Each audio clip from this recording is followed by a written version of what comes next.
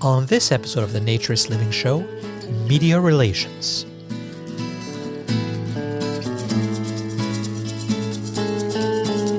This episode of the Naturist Living Show is brought to you by Bare Oaks Family Naturist Park. At Bare Oaks, we offer traditional naturist values in a modern setting. Free your body, free your mind. www.bareoaks.ca.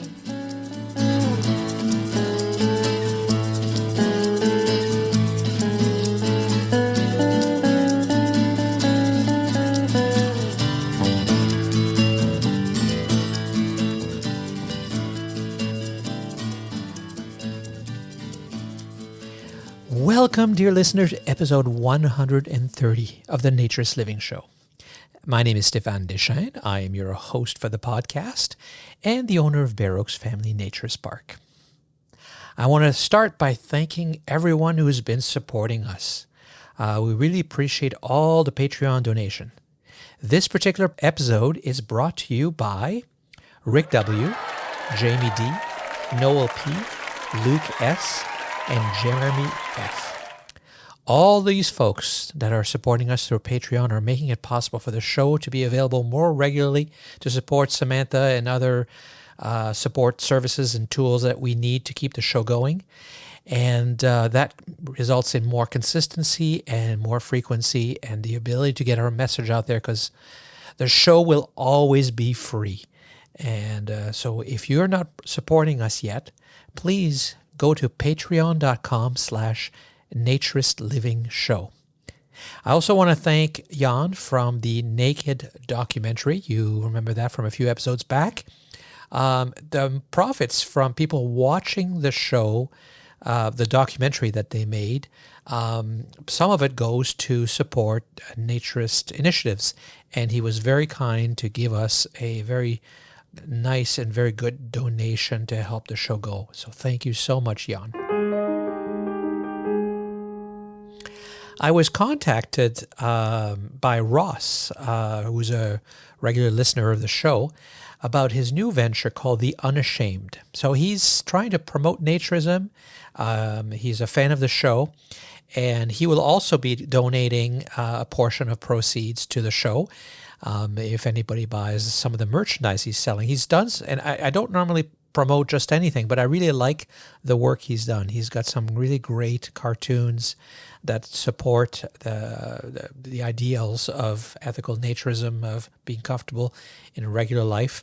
And although the images on the website are all pretty white, they're actually available in all kinds of colors. So you can order shirts, ironically, clothing, with or stickers and other things with the images, the colors that you would like to see, your own or that of others, and you can wear those proudly.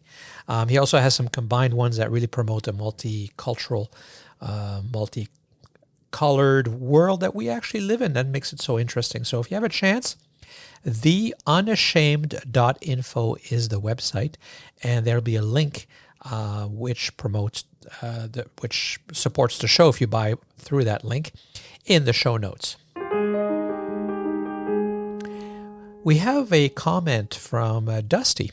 He actually sent me an email with this message, and he was asking me another question. But I was so moved by the comment, I asked him to call in and record it. So here it is.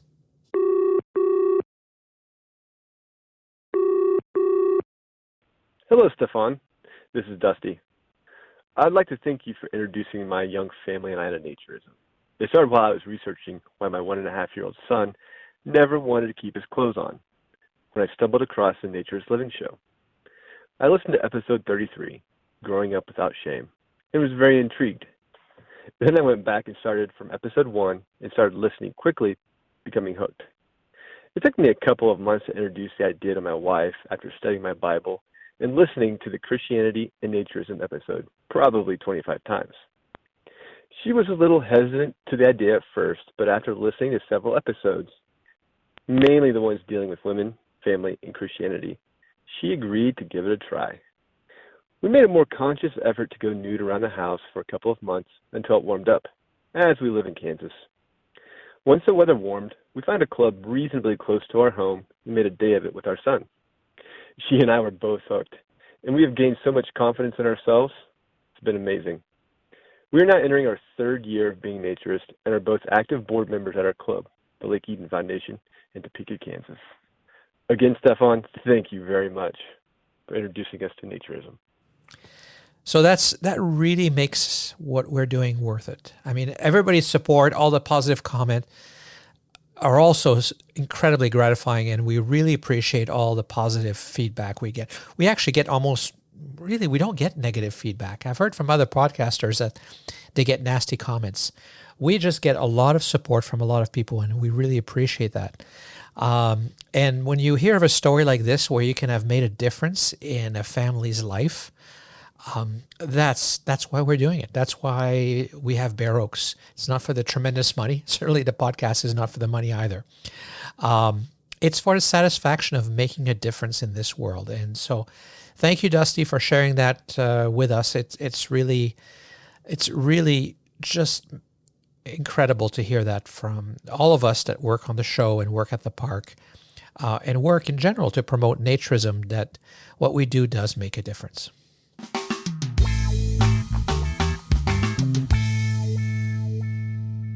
So the next episode, not this episode, but the next episode of the Naturist Living Show will not sound like the Naturist Living Show. I'm sure many of you have heard about Evan and Naturist Vintage, and you've heard him in a recent episode talk about his family and the history.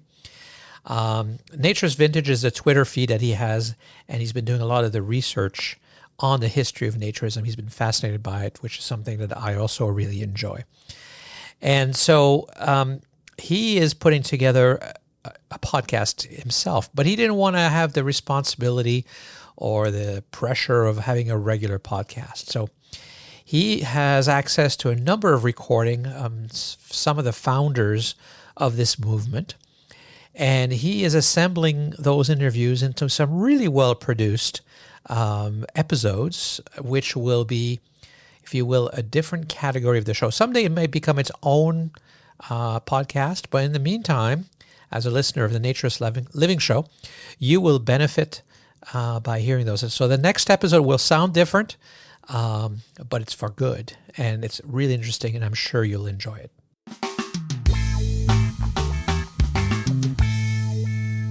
So today's topic is media relations, and I've been meaning to do this for a while. I've been asked a number of times to talk about it. I'm pretty good at it. So people are happy with the results when I do interviews, and I am too. I have fun with it. I'm not at all nervous. I'm very comfortable chatting. And that's because I know what I'm talking about, and that makes a big difference. And I'm very confident in what I'm doing, and I am very driven because, as you know, I believe that everyone in this world can benefit from naturism. People sometimes say it's not for everyone, but I do think it is for everyone, but you have to want to, and you have to realize you will benefit from it, because there's so many people who make excuses for it, and you can't force people to become naturist. So that's why it's important for us to get the word out and to talk about the fact it's not just about being naked, that there is reasons for it, that there's huge benefits psychologically, emotionally, and physically for it, that it can change the world, and it can change how people feel about themselves, how they interact with each other. And that's solving some really big problems about self-esteem that we have in this society anyway, I mean, many other societies. And so media relations is a good way to get the word out. If you want to see some of the work I've done, because you haven't, I will put links to 2 episodes. A Calgary Naturist one I did with CTV a few years ago, and you heard in the last episode about Naturist Water Park how they had some problems, and the interview I did there in a topic that had some controversy, and a most recent one that I had a lot of fun with on a very popular breakfast television show here in Toronto for Work Naked Day. So you can see how I do it and how it works. And and and I think they came out well. And I think most people have said they came out well. So I'm going to try to help you if you have an opportunity to do media relations work. I'm going to try to help you understand how you do this so it comes out well. Because media inclusions in the media is better than advertising because it's more credible. It has more reach. People pay attention to their content. That's why they're watching or listening to a show or reading the articles. But a lot of people are afraid of the media. And I understand why, because there's a lot of the stories that you see where people are, the interviewer is catching somebody with some information and asking them a question that makes them uncomfortable, and it looks terrible. Often they're bad people or people who have done something wrong. So we see that it's bad, but we also feel a little bit bad for them because they're uncomfortable, and we don't want to be that person. But let's start first with talking about what is media, because that is not nearly as clear as it used to be. So for that, I did an interview with Jesse Brown, and he's a Canadian media critic. He's very outspoken. He has a very, very popular podcast. He was my inspiration for doing Patreon. And I've been listening to him since before he was doing that, because he had another show called Search Engine about technology. And the podcast side is where he looks at what the media in Canada is doing. It's a very small world, especially the mainstream media. And he criticizes journalists. He criticizes media outlet. He also gives them kudos when they do good things. And so you can learn a lot about the media and what's going on, and also about how dealing with them. I find it very interesting. So I gave him a call, and we talked about what is media.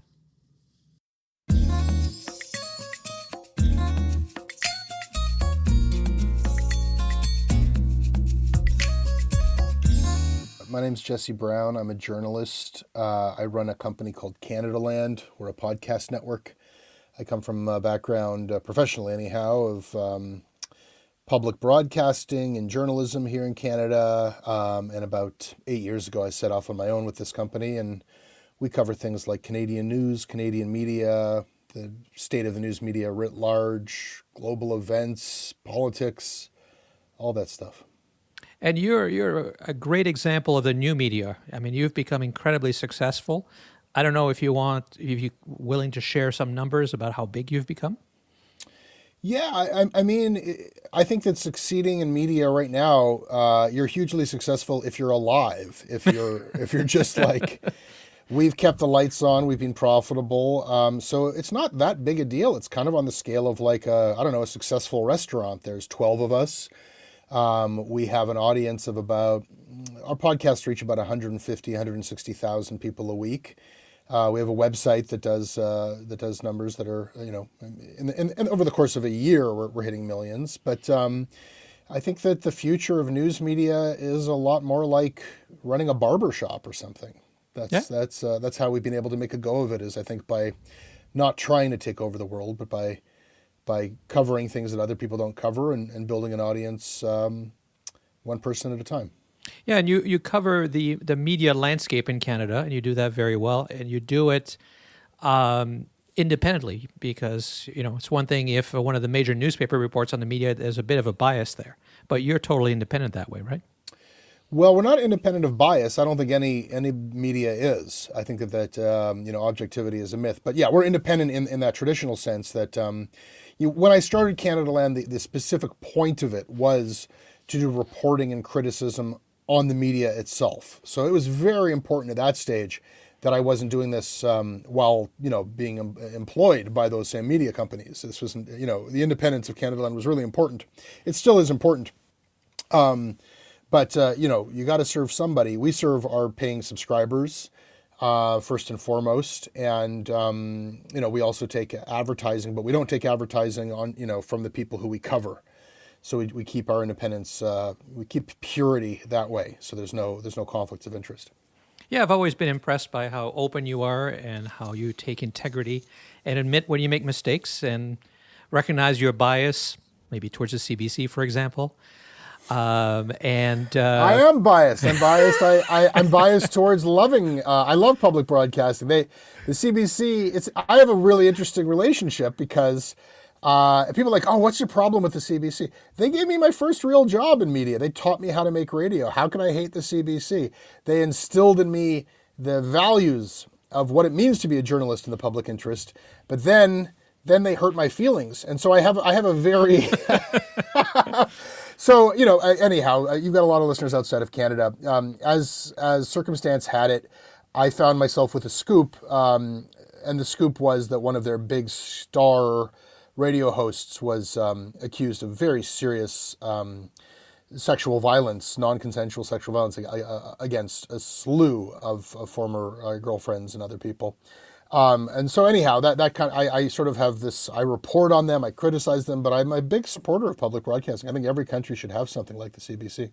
Oh, yeah. And I think your criticism are absolutely totally valid. And so I'm just poking at you a little bit. But I'm sensitive, so I overreacted. That's all right.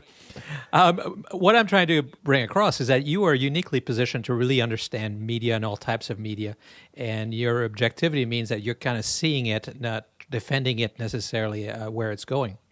And so I'm going to start by asking you, you said you're a journalist. What's a journalist? We torture ourselves over this, and I have a bit more of a wide open and liberal approach to the term. First of all, as Michael Enright, who is sort of a mentor to me at CBC, put it, a journalist is somebody who owes money to a reporter. A journalist is a way of trying to professionalize something that is a craft, not a profession, and it's trying to confer dignity and we shouldn't be dignified. I look at, you can call it journalism, you can call it reporting, but I think that before you even get to the idea of you're an ist, you do this for your job or something, we're talking about something that human beings do, which is that we report what we see and what we think about it, right? I think the analysis can be journalism too. And I think that that's a basic human right, that the ability to tell the world what you see, what you witnessed, and what you think about it is not relegated to just people of a particular professional class. Now, there has grown, obviously, there's this dying profession or dying trade, rather, of the professional reporter or the professional pundit. I think we're kind of evaluating to what degree that's needed and necessary, to what degree can it be distributed to the public at large. If everybody's got a smartphone in their pocket that can get broadcast instantaneously, HD video of world events as they occur, and you're getting it from 100 different perspectives, so it's not being manipulated in an editing room.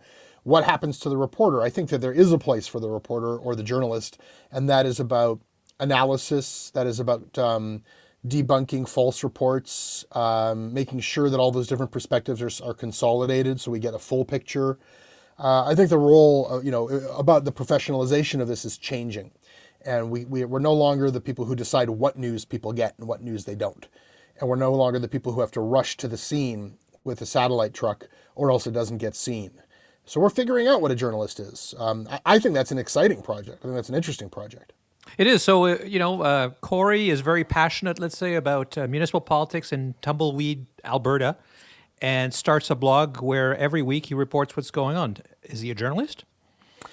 Absolutely. Now, maybe we'll find out that Corey's taken money under the table, from one of the parties, and then we'll say, well, you're not a journalist, you're a hack, It's interesting. What Canada Land does every week is we look at all of the different news organizations and hacks, and what I've found is it's never quite so clear. There are news organizations here in Canada. There's one called Press Progress, which is funded by a think tank, an NDP think tank. That's sort of supposed to be the most far left major party in Canada. And they've got this institute, the Broadband Institute, and that institute funds this news site. And this news site, I'm sure conservatives would say, is they're hacks. They're just trying to propagate NDP talking points. But I'll tell you something, they break news stories, right? They get news stories out there that nobody else did. And it goes the other way too. There is this one outfit that I find deplorable, called Rebel News. I think that they're extreme right wing. They have been incredibly Islamophobic, and I think that they've transgressed the boundaries of journalism egregiously. They're also suing me, one of their reporters is. And yet I will concede that sometimes they have information that nobody else does. And sometimes that information is really interesting, newsworthy stuff. Anybody can break a story. Anybody can tell the world something that the world didn't know before. And we can have some kind of an academic debate. Well, is that journalism? Is it propaganda? I think that putting facts on the record is something that we have to be careful about saying this person does it, and this person doesn't, because it's something that everybody can do. The downside is that not everybody has the training. They didn't go to journalism school. They didn't learn about ethics and what's right and wrong. So isn't that scary? Yeah, well, I mean, it is, and I'm sorry, like I think it amounts to maybe it just being like I'm not saying anything here, because like I'm saying both things at once. I believe in the process of journalism as it's practiced. I believe in finding multiple sources. I believe in trying to see things from different perspectives. I believe in verifying all your facts. I believe in correcting things when it's been pointed out that you got them wrong. All of the things that kind of make up the trade, the practice, are, I think, really legitimate rigors towards a goal of truth. But I've seen them manipulated and used that you can cross off all of your tick off all your boxes on what makes this a reportable news story and still arrive at something that is completely cooked and fake. I've seen that happen again and again and again. I've seen other people who have no background in this, but who have some basic idea of morality, be truthful and honest and forthright and in good faith.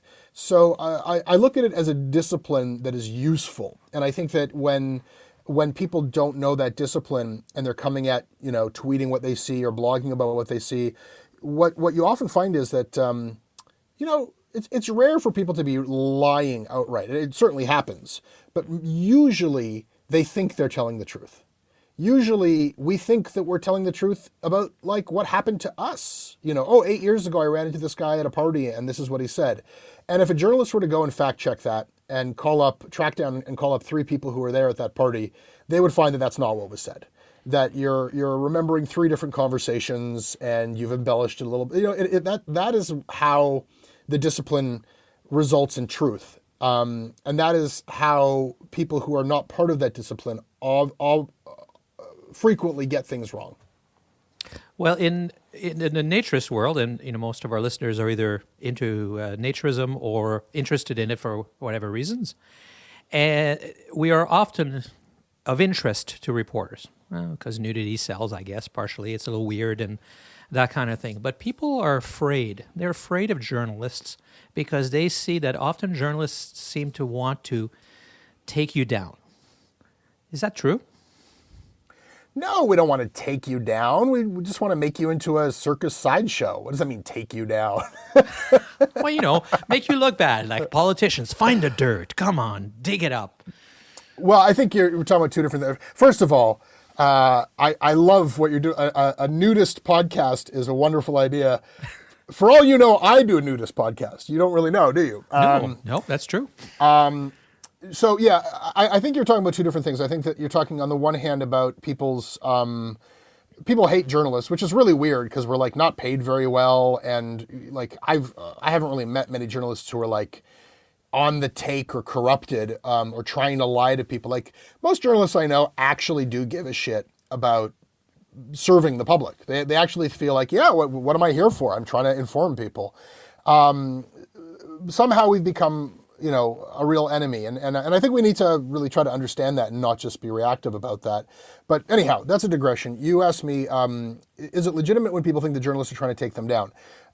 Maybe, sometimes. But I think you're specifically talking about when people in your community get a call from a journalist. And I think that is usually more about the media is looking for a fun human interest story that is usually not terribly concerned with, I don't know, the philosophies that go into what you do, which I won't claim to know much about, or the reality of what it's like to live in your community or with your ideas. I think it's kind of like a school child's giggle that maybe is useful to fill up 5 or 10 minutes of airtime And there's, I think, a healthy skepticism. Do I want to be the subject or target of that fun human interest story after we've heard about today's politics and war? Now here's a naked person. I agree with you. I think that is most of the time. But sometimes I think people are afraid that the journalist is showing up. They're going to say, "Oh yeah, we just want to talk about what you do," and then they're going to say, "Here, I have this testimony here from Lisa who says you guys are a bunch of perverts," and then you'd be like, deer in the headlights kind of thing. And I think that's the fear because they see that in the media. It's a tactic, right? Has that happened? Has it happened? Not by surprise. No, I don't know if once it happened. It happens that a few years ago in Alberta, there was a bunch of people who protested a nude swim that was being held in a rented pool in Calgary, and there was a bunch of religious extremists who actually there was a bomb threat and that kind of thing. So the media there was reporting, but that was not a surprise to anybody. And frankly, that was the best publicity they ever got. They had more people after that than ever before. So I don't think you should be afraid of the media is my point. But there seems to be a mystery about how to approach them. If anybody calls you wanting to interview you, do you take it? I mean, it's really funny because I'm a journalist who covers journalists, right? And so the people that I am covering, I'm writing news stories about them. They rely every day to do their own work on people taking their calls and responding to them and speaking candidly to them. And because they know how news stories get made, they are the most difficult, cagey, squirrely sources out of anyone you could possibly talk to. I've covered other beats. I've covered tech. I've covered different things. And nowhere is it harder. Like journalism is like, as soon as you're asking people, will you give me an interview or, answer a couple questions? What's your angle? Where are you coming from with this? Who else have you spoken to? What's this about? Right. Can I see my quotes? How do I know that you're, because they know how it's done. And whenever some friend or family member is like, oh, a reporter called me, should I call them back? I'm usually the same. I'm like, be very careful. Look them up. Who are they? What have they written in the past? I never say, oh yeah, give them a call. Don't be afraid. I'm sure it'll be fine. Because it is true that before they ever called you, there was a conversation about what kind of a story they're looking for. And it sounds like that one example you gave of the swimming pool, there was actually a news story. There was a conflict. There was a group protesting something and another group that wanted to do something. So, the reporter's just kind of going through the process of getting both sides of the story. But in other cases, when the media calls, it's like, we're doing a segment on this and we need somebody to represent that. And are they going to be, are they going to represent it well, or are they going to look silly? And we make those decisions sometimes because sometimes it'll be a better piece if the person is a little bit silly. Sometimes it'll serve your story better to get your casting. You can hire. You can ask for people on one side of the story, and you can look for somebody who's a great talker. And then when you're trying to reflect the other side of the story, you can go to somebody who is going to present differently. And that's one way that journalists sometimes subconsciously cook a story. So, I do think people should be pretty wary and leery. It's funny because either people are running towards the press or they're running away from us. A lot of the time, the hard thing is, how do we get publicity? How do we get them to notice us? And then people will actually play a role in order to get booked in a news story, Mm-hmm. Well, are you saying you wouldn't take anybody who calls you? My running principle is I rely on journalists to take my calls. I will respond as well as I can to any request for comment. Sometimes somebody's like, hey, give me an interview. And if it's, I've known you as a supporter of Canada Land and as somebody I've enjoyed, emailing back and forth a few times, and I happen to have some spare time, sure, I'll do your podcast, right? But if I was more busy, I'd say no. The people who I, like, if somebody says, I'm a journalist working on a story, or even I'm a listener and I've got some tough questions for you about a story that you just put out, or the one that gets my attention more than anything is, I think you got something wrong. Right. Yeah. I have to be accountable, so either me or one of my colleagues, we will deal with that. We're not going to just ignore it. So, accessibility is sort of on a spectrum of like, if you were somebody different, asking me to come and just have a free-ranging conversation, I had no idea what we'd be discussing today. This could go anywhere. If you were writing like a profile of me, or if I had a sense that you were doing some kind of like investigation of me, I probably wouldn't put myself in a position to just like, yeah, let's just go on the record and chat wide open. I would say, well, what's this about? Do I need to get any documents in order? Do I have to be ready to defend myself? It's kind of a conditional thing. Yeah, but you'd still kind of want to do it, but you want to be prepared. I don't see a positive to refusing to be interviewed, because to me, whenever I see a story and they say, well, we tried to contact them and they ignored us and they wouldn't reply, I don't see how that makes them look better than if they had tried, because the story is going to run anyway, right? Yeah, you make a really good point, and I often feel that that's true, that sometimes somebody will come to us with information that's really, really damaging about somebody. And, we want to get the other side of the story. Mostly like we want to get our facts right. And you often learn a lot more when you speak to the other side. But sometimes, they'll just say they won't respond to you at all or say no comment. And then it's like, okay, I tried my best, and you can basically just go with whatever you want. And almost invariably, they would have been better off if they had spoken to us. They like, unless they're just like really, really guilty, you can get yourself into trouble if you give the interview and you think you can kind of like outsmart or dodge the questions. If I'm doing my job properly, I'm going to ask you the right questions. And, there might be like a moment where it's just very obvious that you're not telling the truth, or that you did what you're accused of being done, in which case maybe you would have been better off not talking to me at all. I mean, we're in a weird time right now. Often what places will do is, if they see that you're about to write something negative about them, they won't try to give you their side of the story. Maybe they don't have a good side of the story. Instead, they'll go and publish 20 negative things about you. And they'll plant it in 20 different newspapers by 20 different people. That can happen too. Mm-hmm. And it's like, okay, you're going to embarrass us in a news story, or we're going to embarrass you. And we'll do it first. Yeah, we'll do it first, and you won't know that it's us, because we'll get proxies to do it. I mean, there's all kinds of strange stuff happening these days. So on the other side of that, getting media coverage is better than advertising, because people pay attention to the story, whereas they try to skip every commercial they can. How do you get journalists to pay attention to you?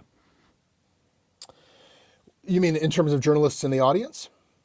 Yeah, well, no, to listen. Yeah, if you want a story written about you, you want somebody to cover something you're doing. Sending press releases doesn't work anymore. I hear you. I mean, the truth of the matter is that the dynamics are all very different than they used to be.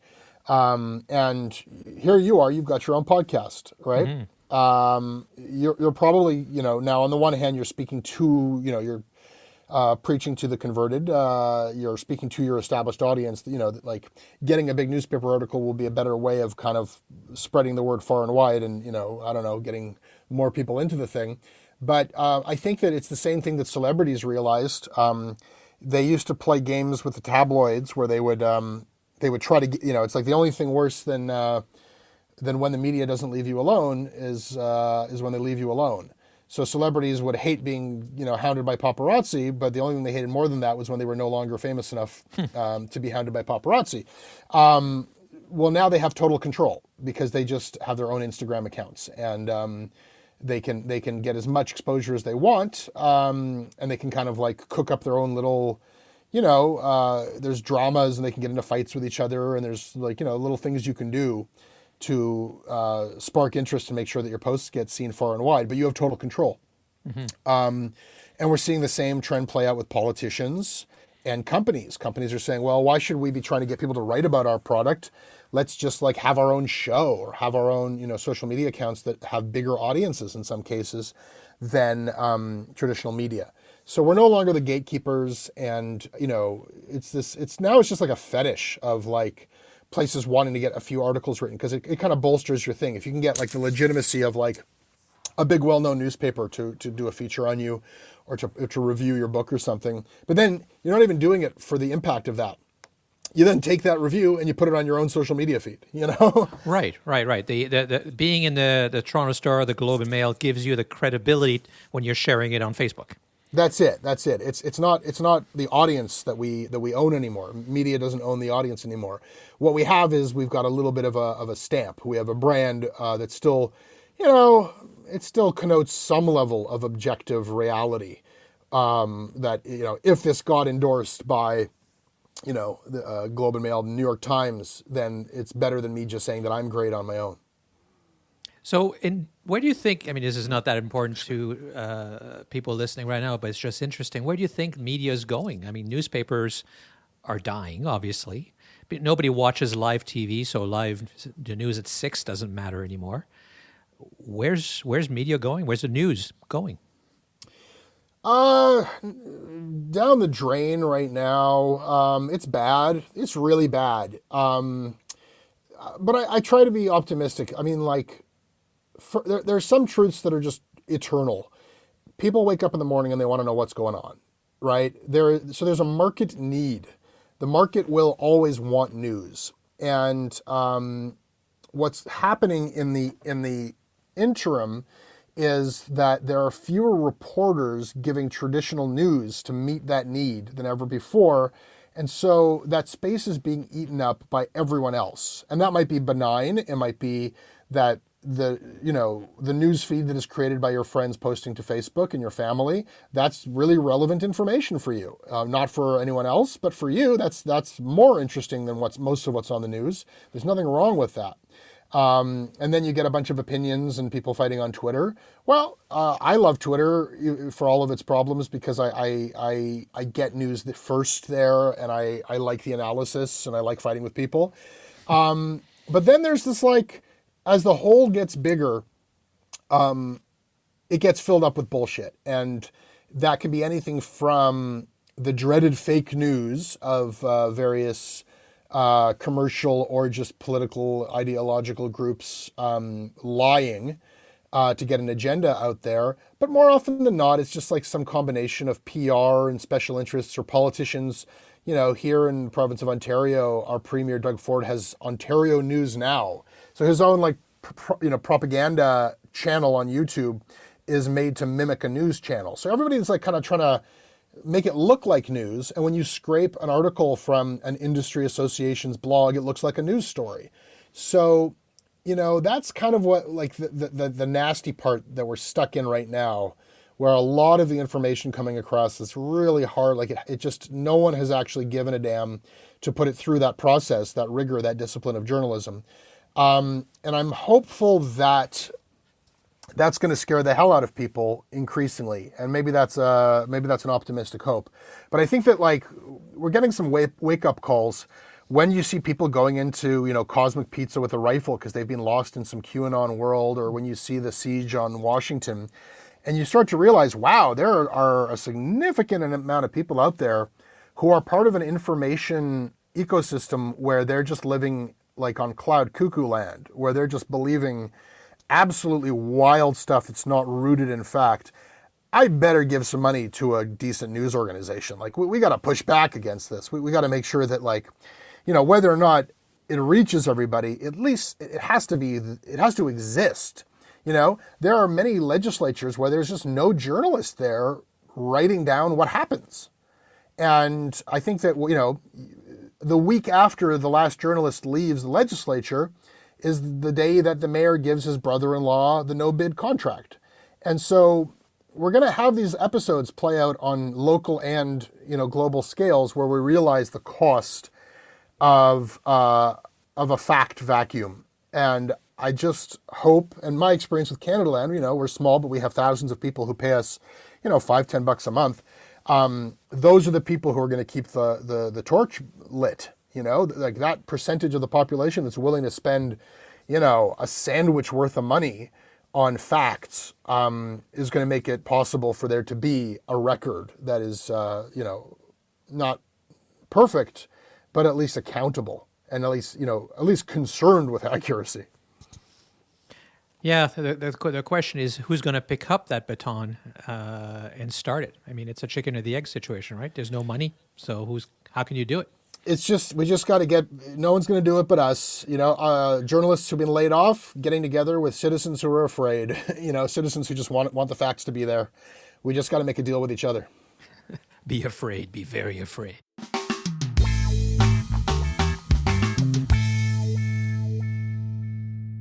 There's all types of media. A blog is media. A podcast is media. I am media, but I'm not a professional. I'm not a trained journalist. I try very hard with this podcast to be objective and to follow rules as I understand them in the media, but certainly not everybody does, and I'm not sure that I do it to the same level. I don't have an editorial team.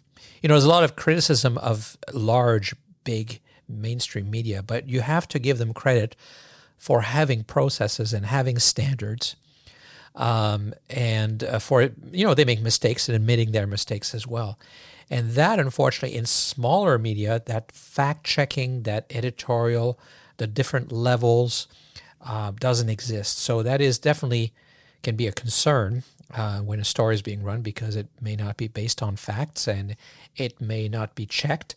And so something wrong can really go out there. But because something is not mainstream media, of course, doesn't mean you should not participate. In fact, most people are not listening or reading mainstream media as much as they used to be, so it's important to participate in all kinds of media. But no matter what, I think the strategy is basically the same.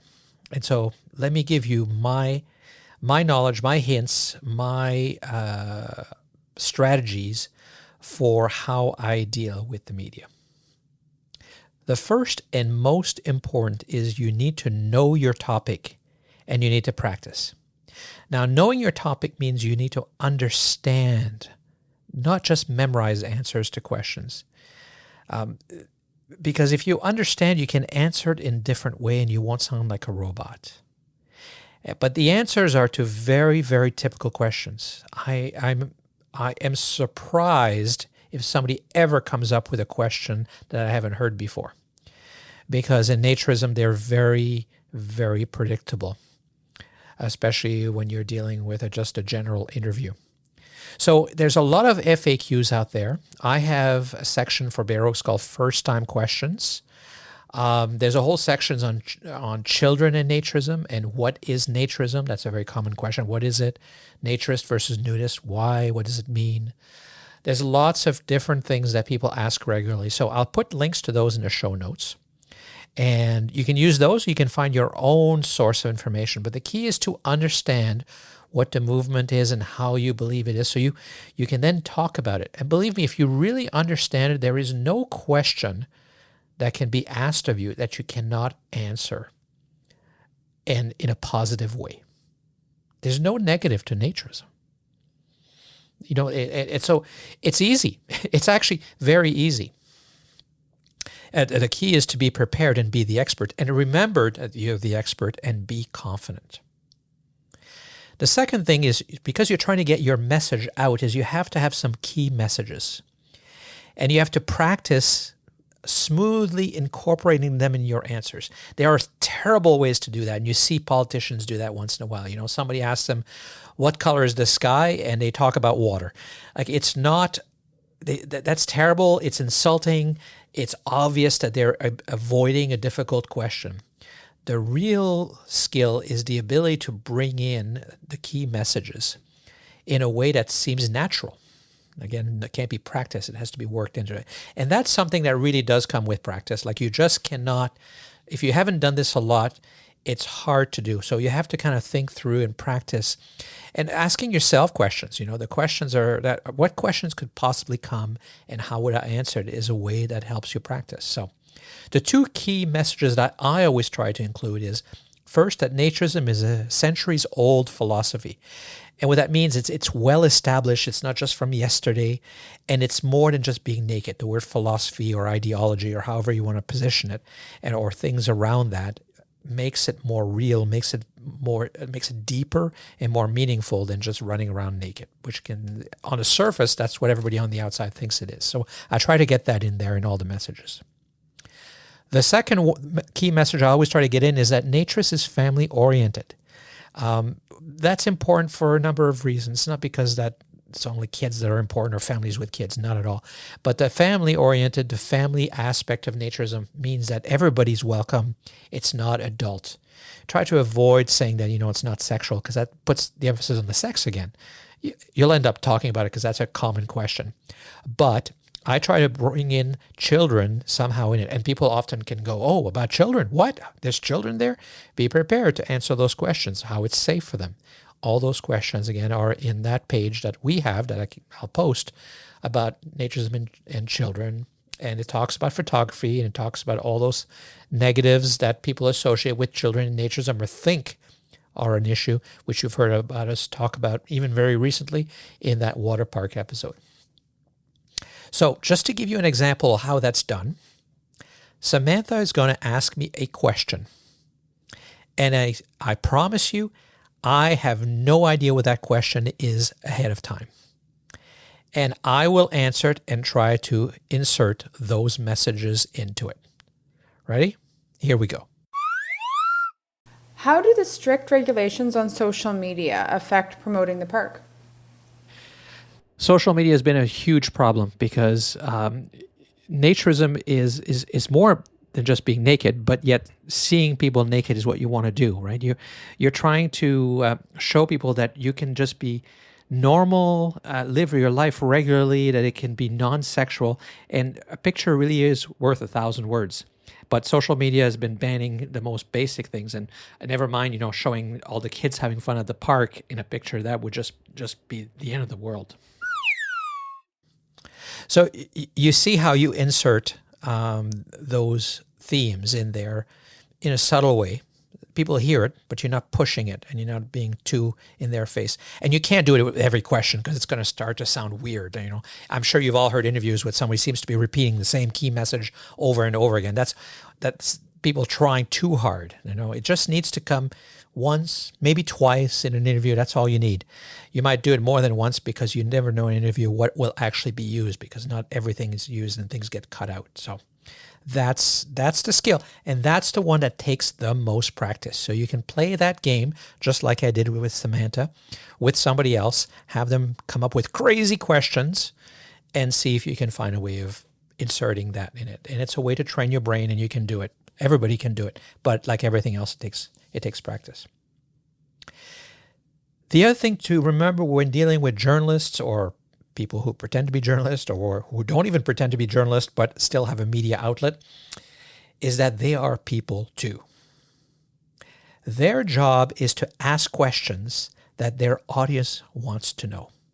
So don't take questions personally. Don't sound tired because you've been asked that question 1,000 times. It's okay. Don't be defensive if they ask a question that sounds like they don't understand. They may not understand, but even if they do understand, their audience needs the answer to this question. So, if they say, isn't it about sex? They're not trying to catch you necessarily. Maybe they are, but it doesn't matter.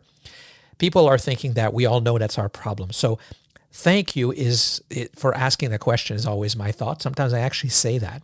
So because it gives me a chance to actually answer and deal with that.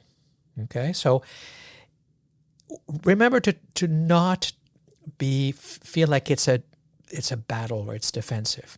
You are the expert. They're interviewing you because they have questions. They may have concerns, and there may be some controversy, but that's okay.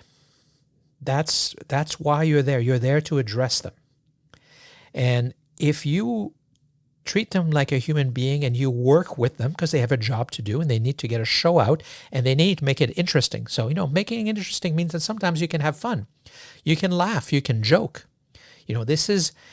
Don't be offended if there's humor. The way people deal with discomfort, and you will see that in that video that I told you about breakfast television earlier that I put a link to it.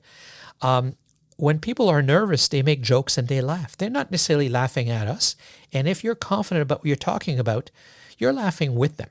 You're laughing at their discomfort and you're turning it around. So don't take humor as an insult.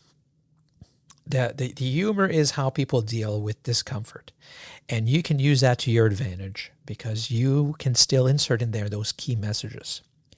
If you get a journalist as you're having this chat to like you, then they're much more likely to cover you in a positive way. Everyone's biased, right? And it's up to you to provide that balance to that bias. You have a bias. I have a bias. The interviewer, the journalist has a bias. And there's nothing wrong with pointing out errors if they're factually incorrect or calmly disagreeing with the journalist. But you don't want to embarrass them. You don't want to insult them. You don't want to attack them. You want them to feel that you're having a really nice chat and you're very reasonable. And if they're asking you uncomfortable questions and you ask them in a nice way, maybe you can even make them feel guilty for having been a little harsh. And that's way more powerful than getting angry. Because in the end, they control the edit. And you cannot ask for control of that. You cannot ask to approve anything. That's not how it works. So what comes out depends on them, not you. Also, never say no comment. First of all, it seems really shifty and suspicious when people do that. I'm sure you've seen it. It's also very frustrating for a journalist. It makes their job harder, makes them want to dig harder, makes them want to make you look like you're hiding something. But then don't speculate, and certainly don't lie, because that'll come back to bite you. You don't always have to know the answer. And if you don't know the answer, it's okay to admit that, right? I'm going to look into that. I had never heard of that issue before. That's interesting. I'm going to have to look into that. I don't know anything about it, right? There's nothing you can do. Don't try to make it up. It's not a test in high school. You don't get a failing mark for not answering. That's different. When you do give answers, try to be as brief as possible. That's tricky, I know, but you'll get cut, especially if it's an edit. If you have a live show, it's one thing, but most of the time you will get edited and cut. They cannot have you speak for 5-10 minutes.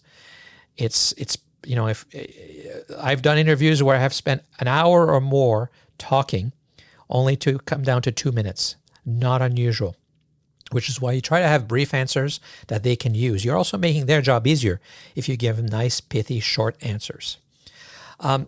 If it is something controversial, because that will happen, you should acknowledge the problems. That's part of the don't say no comment, right? You need to acknowledge the problems. You need to be sympathetic when something's gone wrong, but avoid repeating the negative, right? Avoid saying things like words like, that repeat what's happened. Let's say there was a sexual assault at the park. Try not to use those words because then they'll come out of your mouth in the interview. The reporter's already said it. Let them say it. You just address and say how it's really sad and unfortunate. We're very upset that happened, and we're making sure this would never happen again, or something like that. You can't avoid talking about it, but you have an opportunity to talk about it and address it and soften it. And that goes to one of my key things, which not everybody agrees with, which is to take all interview requests. Some people will only take certain ones because they only want to cherry pick the best ones that will make them look best. But when somebody's doing a story, they're going to be telling the story with or without you. So at least if you participate, you have a chance to provide your side. You may not come out of that looking great. Your club or organization may not come out looking great. But without you, for sure, you won't look great because it's already bad. So you have a chance to put your side, to maybe soften the thing. And, there's definitely no such thing as bad press. That's a stupid expression. There are many people out there that have been destroyed by bad press. So you shouldn't look for it. But when it happens and when there's controversy and there's problems, you need to be there to give the other side. You need to be there to try to soften things.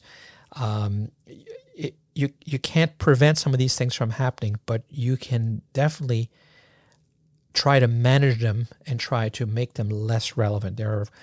That is the job of a lot of PR people, spin doctors as they're called. And when they do it well, they can do a fabulous job, even with people who really deserve to be destroyed. We've all seen it. But assuming that it's a bad thing that happened that doesn't reflect on the whole club and you and your organization, you have an opportunity in talking to me. You should seek it out even when there's a problem. Make yourself available for comment. to give their side, give an explanation.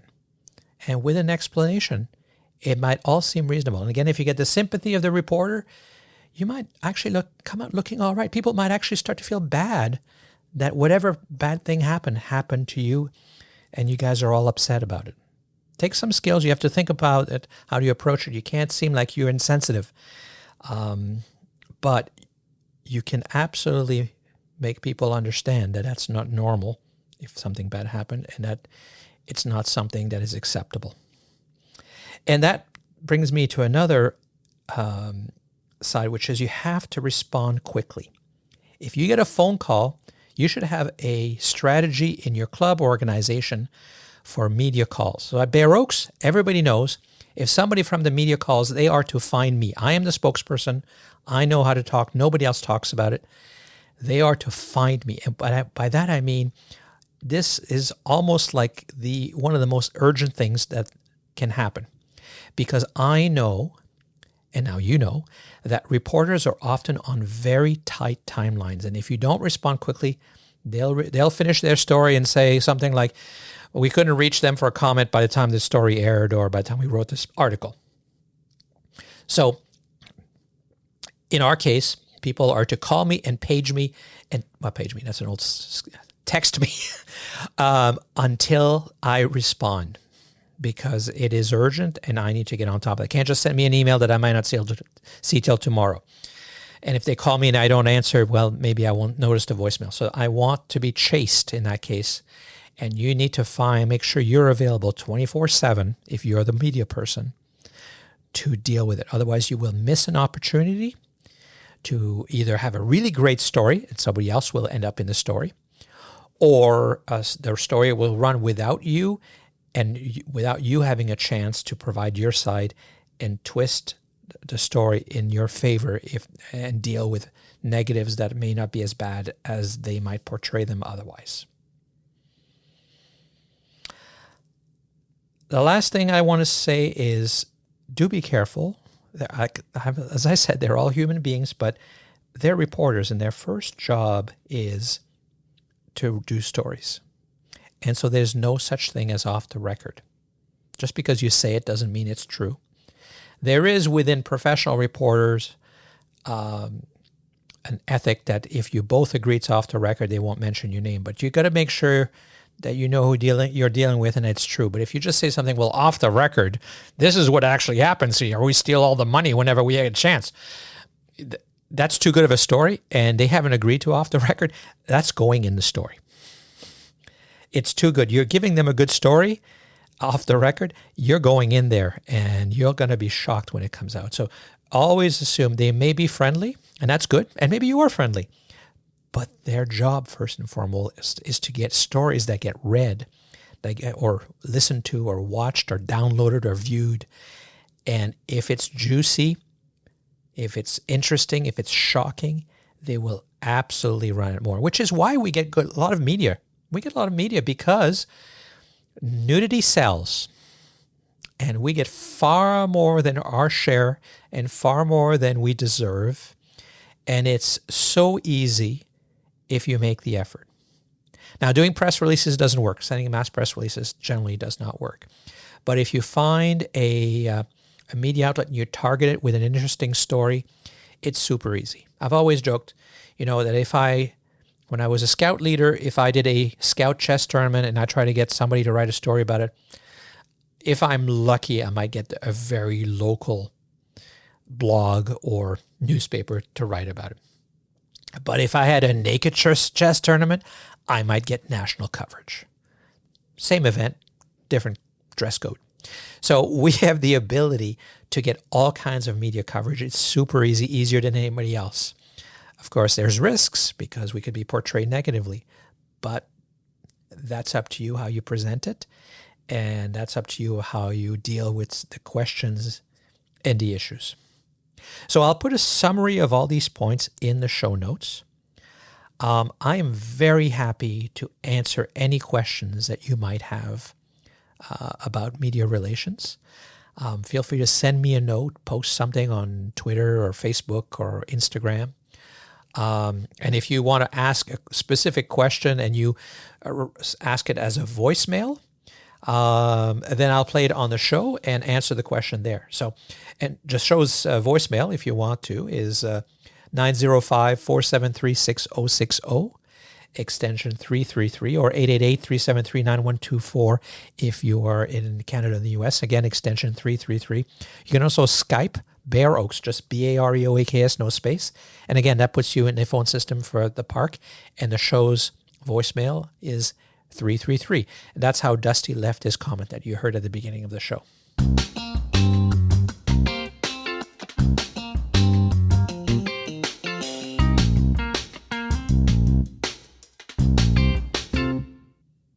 So that'll be all for this episode of the Naturist Living Show. Thank you for listening. Again, my name is Stéphane Deschênes. I'm your host for this podcast and the owner of Bear Oaks Family Naturist Park. I make the show with a lot of fantastic help from Samantha Graham, who makes the whole thing so much easier by producing the show and doing all the time-consuming editing and asking me hard questions, as you heard. Support us on Patreon again, patreon.com/Naturist Living Show, one word. Again, none of the money is for me. I don't take any salary, any payment. The money is to support the show so we can keep it free and keep doing it regularly and frequently. It supports Samantha and all her time she has to put in to keep things going. You can find links to all these items and a summary of all the points on the key strategies for media relations in the show notes on the website at naturistlivingshow.com. Very easy. And please keep sending your comments and suggestions, just like the one I got from Dusty. Those things keep us going. That's why we support and promote Naturism. We really appreciate getting them.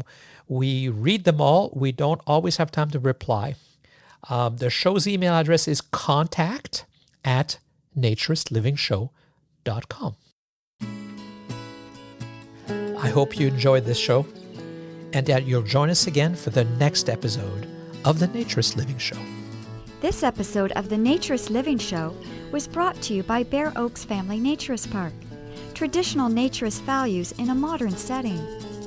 Traditional values means that naturism is more than just taking your clothes off. It is a life philosophy with physical, psychological, environmental, social, and moral benefits. Bear Oaks Family Naturist Park strives to promote those naturist values in a modern setting that provides the amenities and services that our members and visitors expect. Free your body, free your mind. Learn more at www.bearoaks.ca.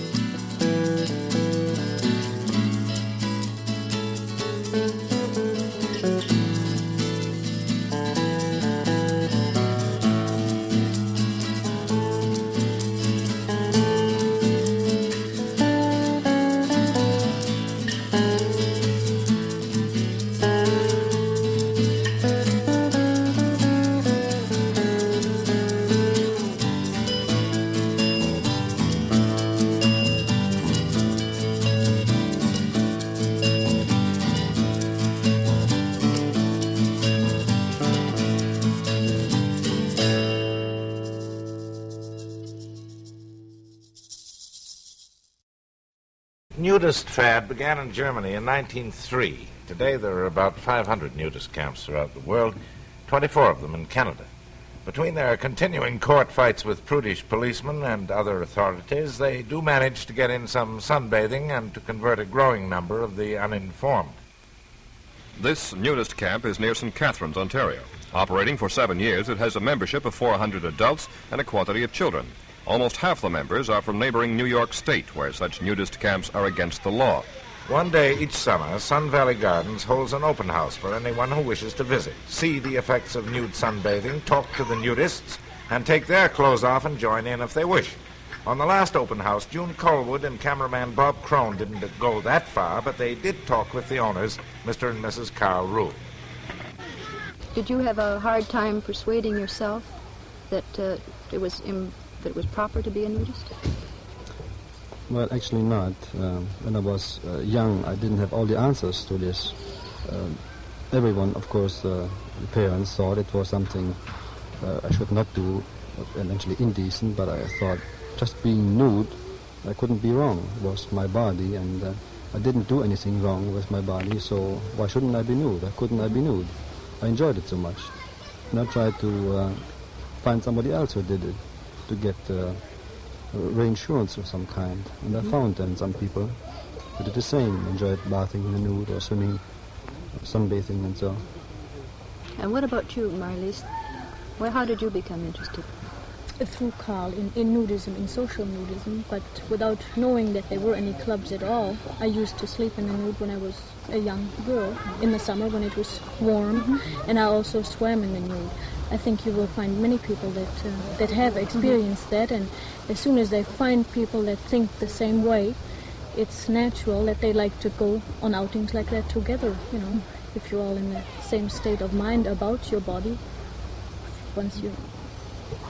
Do people who, you said social, being a social nudist, yes. Is that quite a step for a person who's been quietly enjoying swimming by himself Yes. or herself nude? Yes. Yes, to most people it is. Yes, Is it more difficult for a woman to become a social nudist than a man? yes, as a rule. Yes, we have more inhibitions by natural, I think, or educated upon us, because the general idea about decency and attitudes towards the body are to cover it always, you know. But once you experience people that feel the same way about it and do it like you used to do on your own, you feel it's more in your mind than anything else. You have those fears. It's mostly people think, oh, people will look at me, but they don't, because we all look the same in a way, you know. But I've seen husband and wife, or what I take for husband and wife here. The wife is fully dressed and the husband is nude. Does this often happen at the beginning? But the first day maybe it might happen, yes. But then after a while the lady feels well, let's say silly. Everyone is nude here and she's the only one eventually dressed.